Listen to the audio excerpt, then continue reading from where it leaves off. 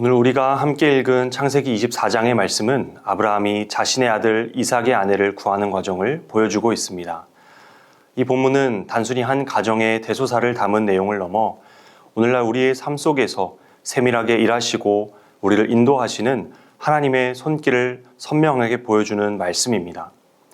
그리고 이 말씀은 오늘 우리가 또 하루를 살아낼 때 어떠한 신앙의 태도로 나아가야 하는지에 대한 중요한 교훈을 우리에게 전해주고 있습니다. 먼저 1절을 보면 아브라함은 나이가 많아 늙었고 하나님께서는 그의 모든 일에 복을 주셨다고 말씀합니다. 하나님이 주신 복들을 누리며 인생의 황혼기에 접어든 아브라함에게 여전히 남은 숙제가 있었는데 그것은 아들 이삭의 아내를 찾는 일이었습니다. 그래서 아브라함은 자신의 모든 소유를 맡긴 신이 많은 종을 불렀고 여호와 앞에서 맹세를 하게 하며 중요한 조건 하나를 이야기합니다. 가나안 족속의 딸들 중에서 아내를 찾지 말고 반드시 자신의 고향 족속에게로 가서 아내를 택하라는 것이었습니다. 이때 종이 현실적인 질문을 던집니다.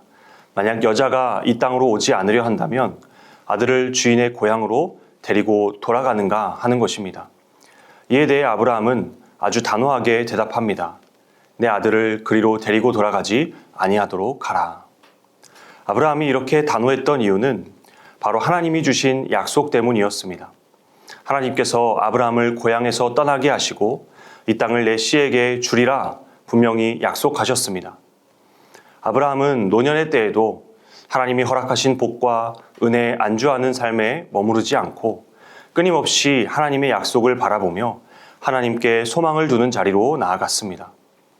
아브라함이 종과 함께 여호와 앞에서 맹세한 것은 앞으로 되어질 모든 일들이 하나님의 섭리 안에 있음을 확증하는 모습입니다.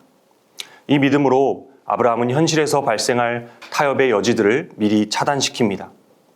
혹여 만난 여인이 가나안 땅으로 오려 하지 않는다 할지라도 아들 이삭을 우리가 떠나온 그곳으로 돌려보내지 말라고 말하는 것이지요. 혹여 그로 인해 혼인이 성사되지 않는 일이 발생할지라도 약속의 땅에 머물러 있는 것이 중요하고 하나님께서는 반드시 선하게 인도할 것임을 확신하였기 때문입니다. 그것을 7절에서 다시금 확인시켜주고 있는 것이지요. 하나님께서 이 땅을 약속하셨고 주의 사자를 앞서 보내실 것이다. 때로는 우리도 이 종의 질문과 같이 이러이러한 일들이 발생하게 되면 어떻게 하나 앞서 고민하고 걱정하는 모습들이 우리에게도 참 많이 있는 것 같습니다. 그러나 그러한 복잡하고 두려운 마음들이 우리에게 찾아올 때에 우리의 계산기를 먼저 두드리고 우리의 힘과 지혜를 앞세우는 것이 아니라 우리보다 앞서 일하시고 가장 선한 길로 인도하시는 하나님을 신뢰하며 담대하게 믿음으로 나아가는 저와 여러분이 되기를 간절히 소망합니다. 이제 주인의 명령을 받은 종은 낙타 열필과 온갖 좋은 것을 싣고 메소보다미아 나홀의 성에 도착합니다. 성밖 우물 곁에 도착했을 때는 여인들이 물을 기르러 나오는 저녁 때였습니다. 이때 종이 가장 먼저 한 일은 적합한 사람을 찾아다니며 수소문하는 것이 아니라 곧바로 하나님께 기도하기 시작했습니다. 우리 주인 아브라함의 하나님 여호와여, 원하건대 오늘 나에게 순조롭게 만나게 하사 내 주인 아브라함에게 은혜를 베푸시옵소서. 이어서 종은 구체적으로 징표를 구했습니다. 자신이 물을 달라고 청할 때 그녀가 낙타에게도 물을 마시도록 호의를 베푼다면 그녀가 하나님이 이삭을 위해 예비된 사람으로 알겠다고 하는 것입니다.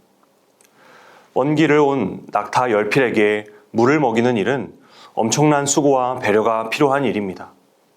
종은 그저 우연을 바라는 것이 아니라 이삭의 아내가 될 사람이 친절과 섬김의 성품을 가진 사람이기를 기대하며 지혜롭게 간구한 것입니다.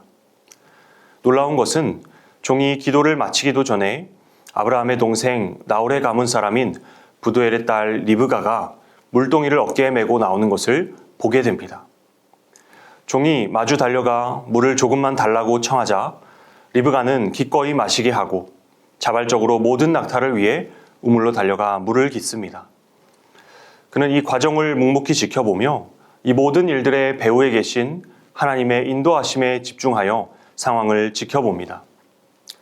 그리고 계속해서 순종하게 상황들 이루어지는 것을 지켜보면서 26절과 27절에서 이렇게 고백합니다.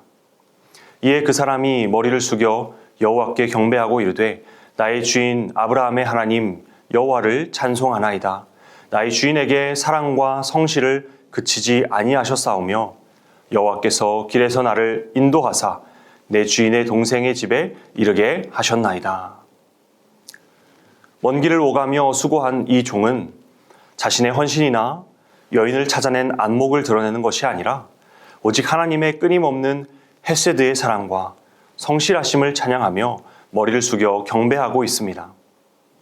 하나님께서 친히 모든 과정을 인도하셨음을 겸손히 인정하고 모든 감사와 찬양을 하나님께 올려드리는 것입니다.